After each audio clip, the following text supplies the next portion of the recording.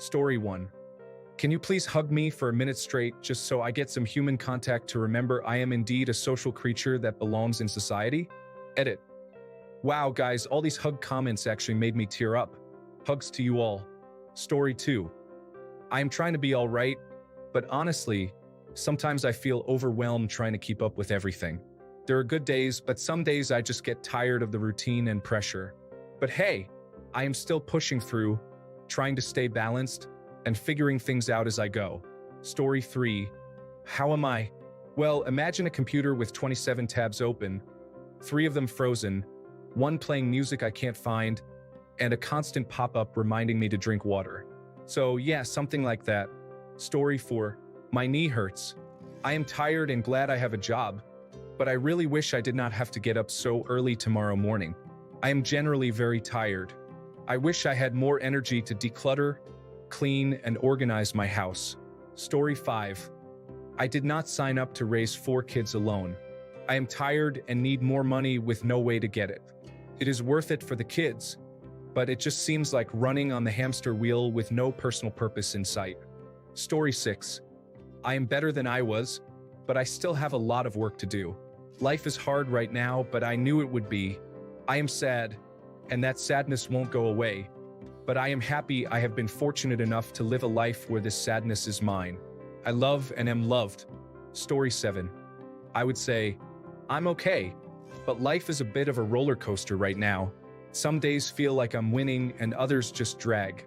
Between work stress and trying to keep up with everything, it's a lot. But hey, I'm still here, and I guess that counts for something. Story 8. I'm at a crossroads. I can go one way, continue the life that I've been leading for the last few years, and accomplish very little just letting myself go. Or I can go the other direction, the direction that I really want to be moving in. The one that doesn't just lead me to a place I want to be but provides me the journey, the life that I want to lead. I want to show that I care about myself instead of just saying it. I have a lot of pain to let go of and a lot of things I need to accept so that I can move forward. I need to do the work. I want to do the work. Choosing to distance myself from romantic relationships in order to focus on bettering my life and making sure that I can live the rest of my life healthy and comfortable. This is what I want. I don't want to be distracted by things, people, clutter, messes, or petty issues. I want to live in the moment every day as much as possible for the rest of my life. I no longer want to focus on the past or worry about the future because whatever happened has already happened, and all I can control about that is what I do with it. If I keep looking toward the future and worrying and wondering what it's going to be like, I will never appreciate the moments as they come. So, how am I doing? I'm doing my best, and I want it to be better, and I'm making it better. Story 9. Trying not to have a panic attack every day since I saw deceased children at an anatomy museum and feeling useless because I don't study enough every day to secure a place at a medical university. Story 10. I'm so incredibly tired and in need of some assistance. I need genuine help. Someone who anticipates, listens, and solves problems independently without me having to detail every single thing. I'm looking for a true partner. I'm teetering on the edge. How are you? Story 11.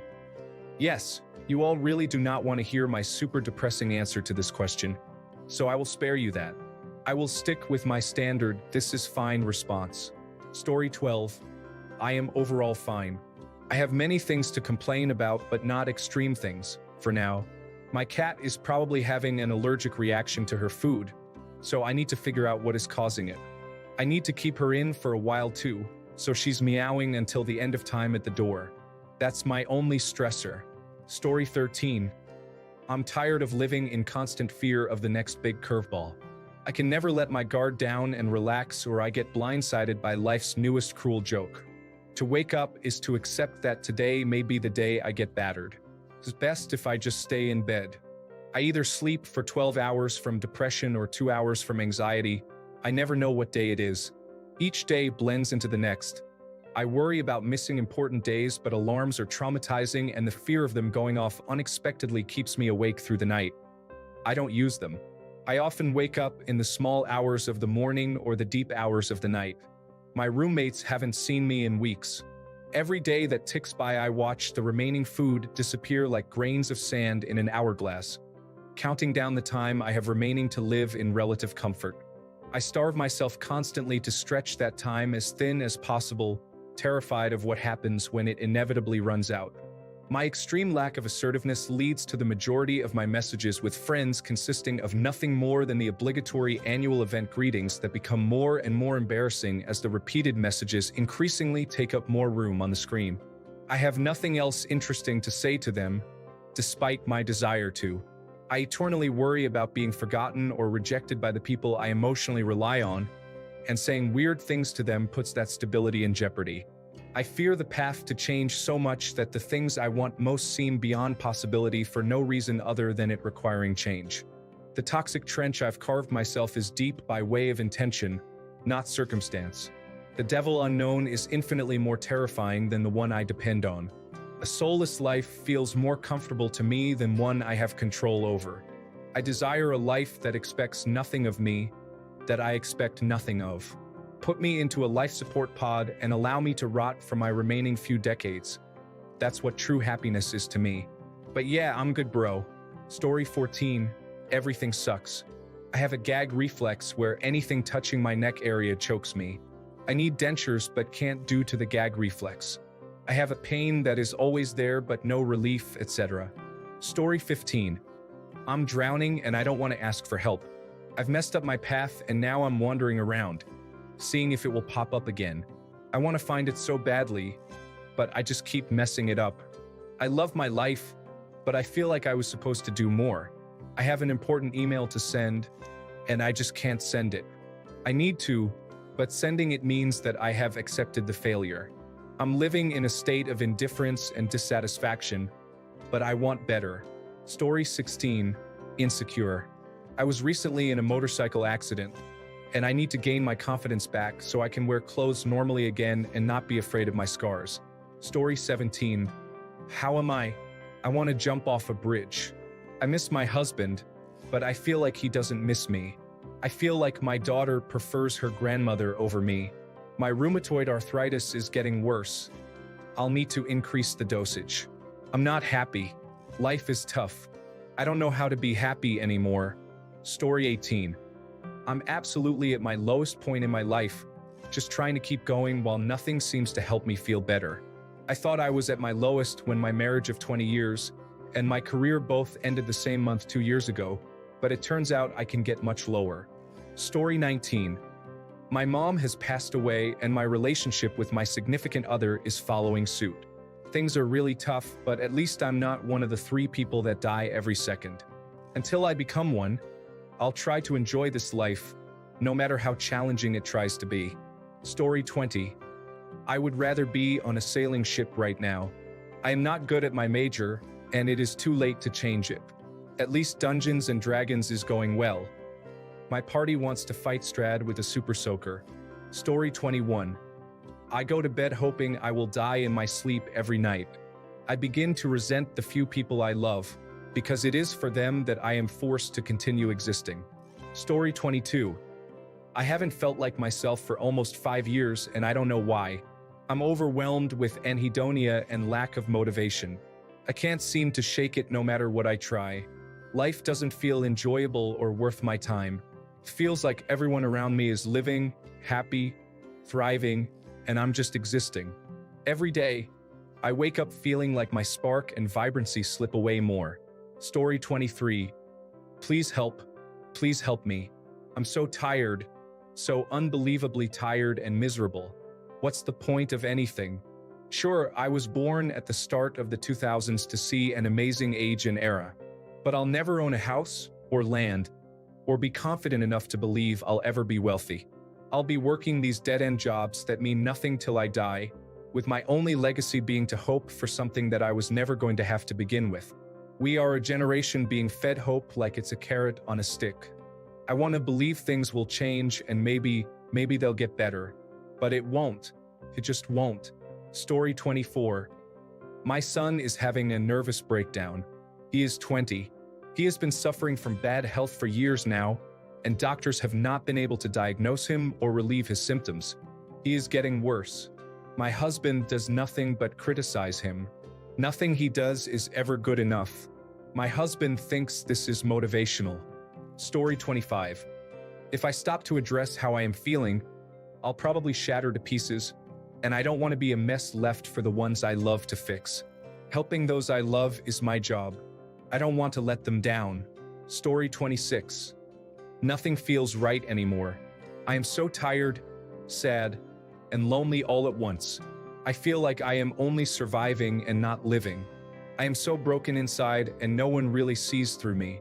Just trying to keep it together for my fur babies. Story 27. I'm healing some deep wounds and still in repair. It's depressing, mystifying, beautiful, and ugly all at once, and I don't know who I am underneath it all. I'm still deprogramming the nonsense. Story 28. I am really tired of living like this. The pain, the constant vomiting, and sudden, unexplained illnesses that last for months and wipe me out with no answers. I would genuinely rather be in bed resting than doing anything else, but I do not qualify for disability because we cannot determine a diagnosis, so that is that. At some point, I am going to retreat from society, never to return like an old dog that goes out into the woods to die. Every week, that day seems closer, but it is not here yet, so I continue.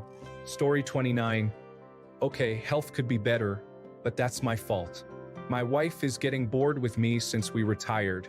Money is fine, the kids are all good. Just there isn't as much adventure anymore, according to her. We spent a month traveling around Asia earlier this year, but she wants more. We just bought a new travel trailer, and she wants to go on another 3,000-mile trip after we did that last summer. I'm a little frustrated at this point. Story 30. I'm worried about losing my job because of an incompetent supervisor.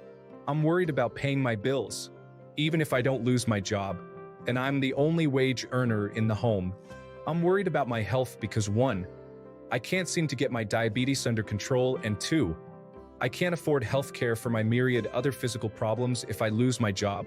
I'm worried about worsening psychiatric problems that I can't keep controlled because the side effects of the medications make it so I can't do my job.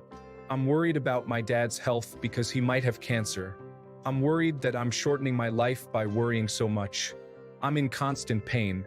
Because of mental health issues such as anhedonia, I derive absolutely no pleasure from any activity.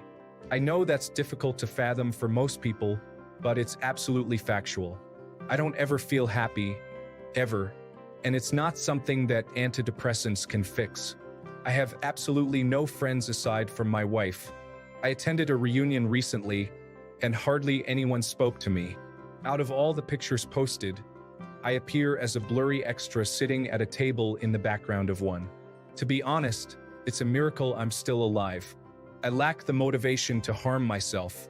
Plus, I'm Generation X, raised by a baby boomer, and I had a strong sense of obligation to provide for my family instilled in me.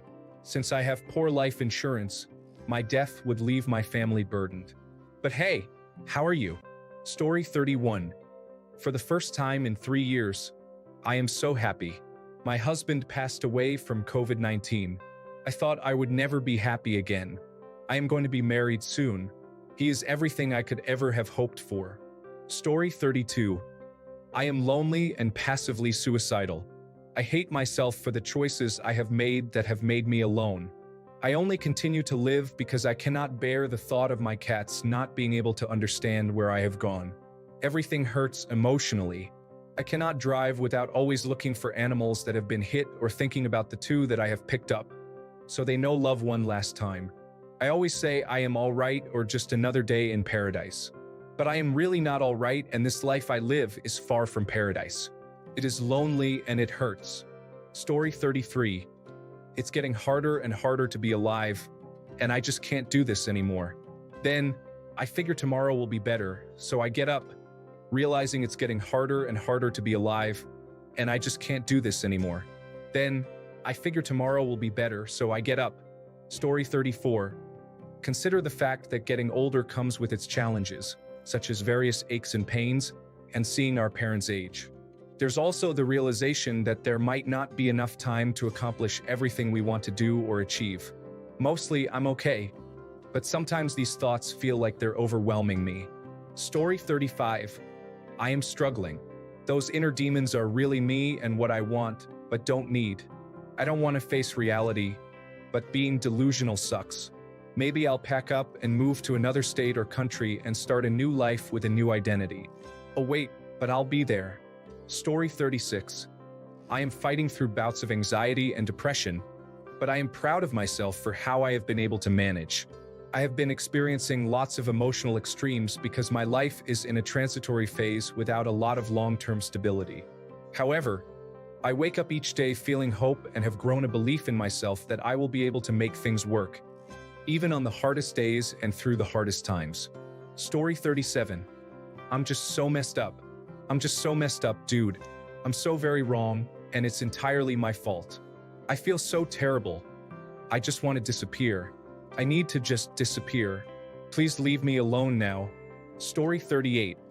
For the first time in my life, I could answer this with, I'm doing really good. It's a weird feeling.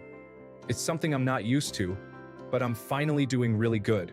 For those who aren't doing so good, it gets better, trust me. Story 39.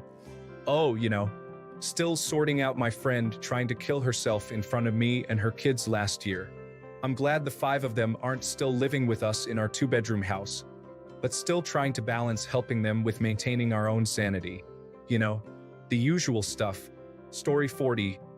I kind of want to die most of the time, but don't know what will happen after this. So the nightmare persists. I keep trying to spread good karma and hope this roller coaster heads up.